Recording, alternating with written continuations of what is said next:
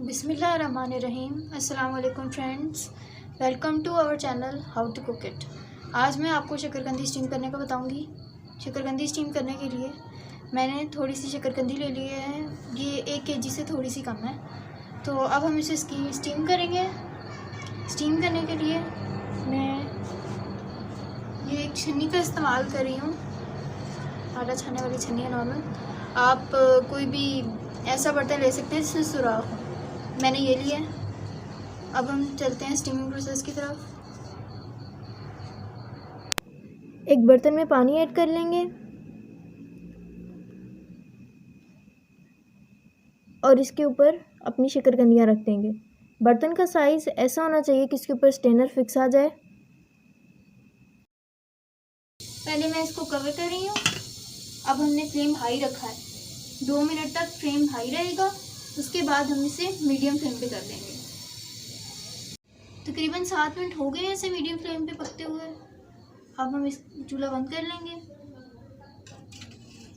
Remove کرتے ہیں۔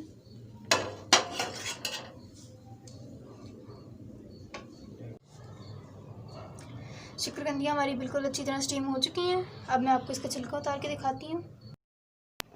اسے ریسٹ نہیں دیں گے، گرم گرم شکرکندی کا چھلکا ریموو کریں گے۔ ریسٹ دینے سے چھلکا ٹھنڈا ہو جائے گا اور ساتھ چپک جائے گا اور پھر ریموو کرنے میں مشکل ہوگی۔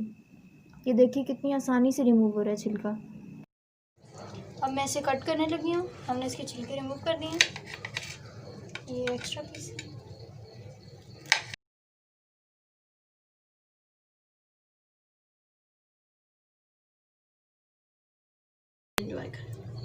میں نے شکرکندی کو کٹ کر لیا ہے، یہ آپ کے سامنے اسٹیم کی ہے۔ یہ بہت ہی آسانی سے اسٹیم ہو جاتی ہے، بہت ہی آسان ریسپی ہے، جھٹ پٹ بن جاتی ہے۔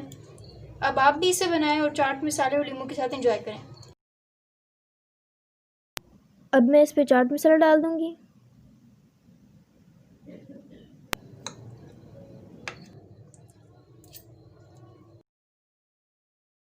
بالکل پرفیکٹ یہ گل چکی ہے اندر سے، یہ بہت مزے کی ہے۔